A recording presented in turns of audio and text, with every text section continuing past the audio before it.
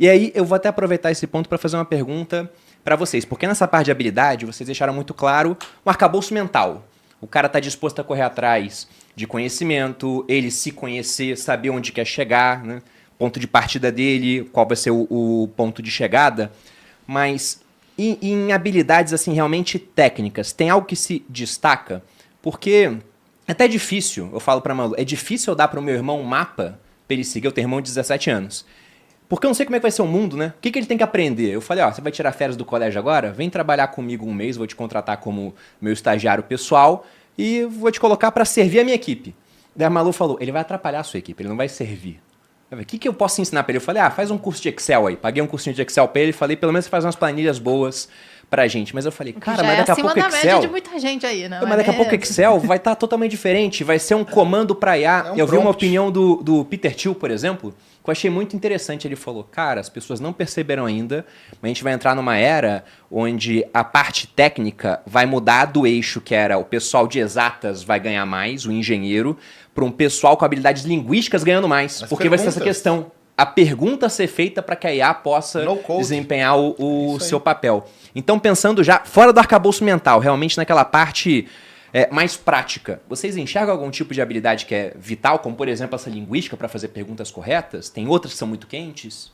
Olha, o que eu posso dizer, vamos começar pelo que não dá certo e normalmente é onde as pessoas erram. Eu quero agora trabalhar com RH. Eu vou fazer uma graduação, uma pós em RH, vou colocar no currículo, eu vou mandar o meu currículo e vou esperar as pessoas agora me convidarem para a entrevista. Afinal, eu já fiz, já fiz a minha parte. Agora estou esperando que o mercado faça dele. Então, ainda que ele aprenda as habilidades, ainda que o curso esteja mirando, para mim o grande elemento é como você começa a conviver na comunidade de pessoas que atuam naquela área. Para mim, um dos grandes elementos, você quer começar a fazer o networking, mas olha só, algo que as pessoas não fazem, para mim é uma grande oportunidade. Vai trabalhar com trabalho voluntário. As ONGs precisam de gente. Eu não tenho autonomia aqui no meu trabalho, eu não consigo ter liderança ainda no meu trabalho. Vai para uma ONG, está cheio de trabalho social que pode te dar oportunidade para você começar a exercitar essas habilidades. É muito importante você começar a fazer o networking. Muitas vezes, se você tiver oportunidade e tempo disponível, trabalhe de graça para quem pode te ajudar no desenvolvimento e te conectar. É claro que ninguém quer ser abusado, ninguém quer de alguma forma aqui, não estou falando isso, por favor. Mas se você não se conectar com as pessoas que estão inseridas, a maior parte das pessoas também estão mirando nas coisas erradas do que mais importam. E talvez um elemento aqui para temperar essa discussão também, Bruno, a gente tem uma pesquisa muito clara na Michael Page que diz que 91% das pessoas são contratadas por habilidades técnicas e depois demitidas por questões comportamentais, 91%. Então você contrata a pessoa porque ela tem experiência na área, ela tem o conhecimento e demite depois porque, infelizmente, ela não se encaixa na equipe, ela não tem atitude, ela não está dentro da cultura da empresa. Então eu acho que o equilíbrio dessas duas, sem dúvida nenhuma, é importante. E hoje, talvez só para não te deixar sem resposta, não dá para alguém querer pensar em longevidade de carreira sem entender o que está acontecendo com inteligência artificial. Sem ter uma ideia da arquitetura. A gente, no passado, falava, poxa, todo mundo deveria aprender programação. Você não vai ser coder, mas se você não tiver ideia da arquitetura, você não tem uma visão clara de como a tecnologia ela pode te auxiliar dentro dessa dinâmica. Então, acho que são os elementos fundamentais para a gente ter no radar. E, claro, cada profissão vai ter a sua tecnicidade, mas é importante você mapear para mirar correto, porque as pessoas tendem a fazer uma graduação ou pós e falar, eu confio nessa instituição, eu vou lá, e ela vai me dar o que eu preciso. Perfeito. Não funciona mais. Você precisa ser o dono dessa trajetória, dessa jornada de conhecimento, dosando ali, até para entender aonde estão as suas habilidades. Você sabe, Bruno, Malu, tem um dos nossos livros, também um best-seller, Liderança Disruptiva, né?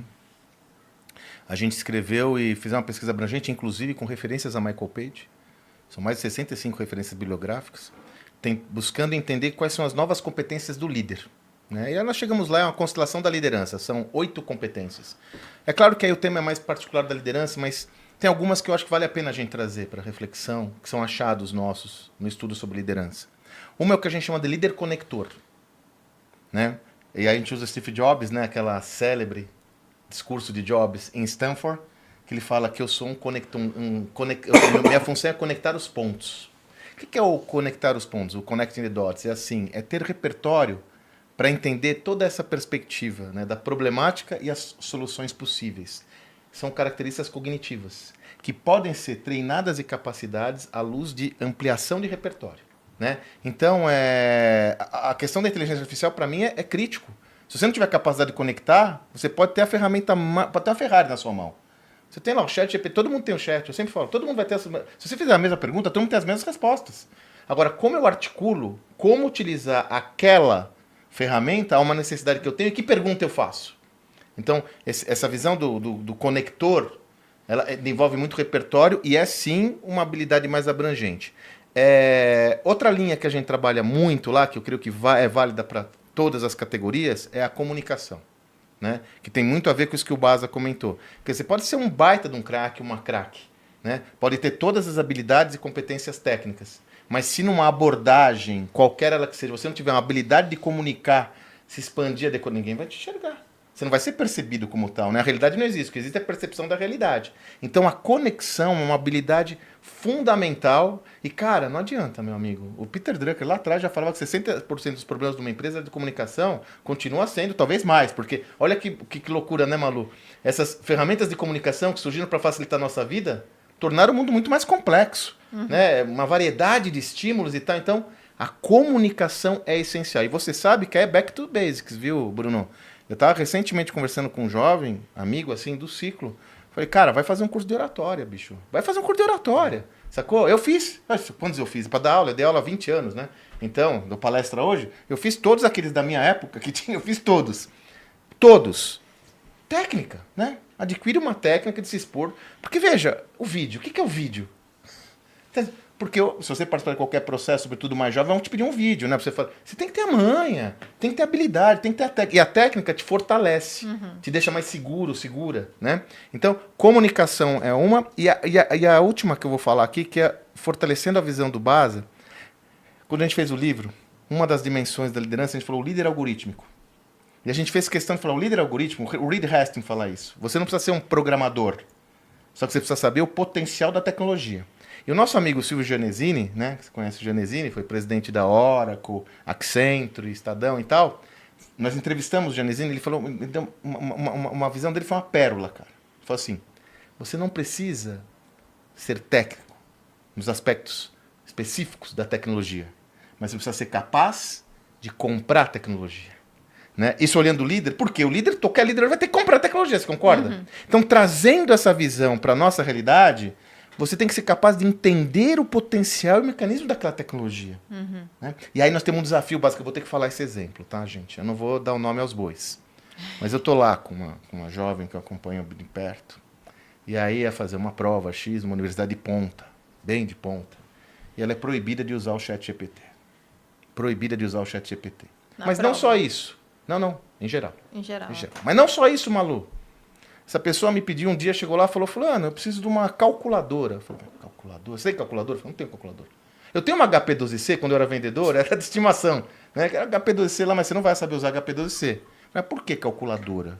É porque na prova eu não posso usar Excel. E ó, tô falando uma faculdade de primeira linha. Então, pensa comigo. Essa pessoa que já está no terceiro ano, ela é a mesma que está participando do processo seletivo para trainee. E chega lá, é lógico que não vai acontecer isso, porque a gente vai ter que trabalhar o P de pai, vai ter que trabalhar... Ixi, ó. Um dos P's vai ter que trabalhar nessa história, não vai? Você vai falar, não, tem que estudar, tem que usar o chat, tem que usar o Excel. Mas ela vai lá no processo seletivo e a pessoa chega, a empresa, fala, quero que você use aí a inteligência artificial para esse teste.